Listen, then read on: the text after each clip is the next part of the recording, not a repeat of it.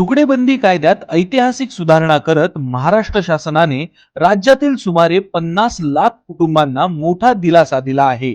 अर्थसंकल्पीय अधिवेशनाच्या प्रारंभीच्या अभिभाषणात महाराष्ट्र राज्याचे महामहिम राज्यपाल माननीय आचार्य देवव्रत यांनी या महत्त्वपूर्ण निर्णयाचा विशेष उल्लेख केला आहे. महसूल विभागाच्या सुधारणांवर भाष्य करत त्यांनी नागरिकाभिमुख प्रशासनाच्या दिशेने घेतलेल्या या निर्णयाचे कौतुक केले आहे. इससे बड़े पैमाने में शहरी क्षेत्रों के भूमि मालिकों को लाभ मिलेगा और वहाँ भूमि स्वामित्व संबंधी समस्याओं को सुलझाया जाएगा. माननीय मुख्यमंत्री देवेंद्र फडणवीस यांच्या मार्गदर्शनाखाली महाराष्ट्र शासनाच्या महसूल विभागाने नागरिकांच्या अडचणी दूर करण्यासाठी महत्त्वपूर्ण पाऊल उचलले आहे.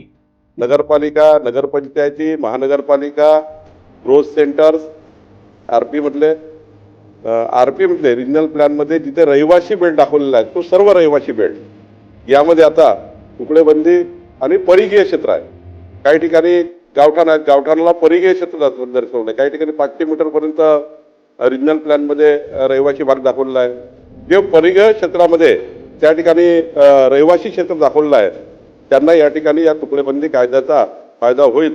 या निर्णयामुळे नागरिक क्षेत्रातील अनेक व्यवहारांना कायदेशीर मान्यता मिळणार असून दीर्घकाळ प्रलंबित असलेल्या प्रश्नांवर प्रभावी तोडगा निघाला आहे.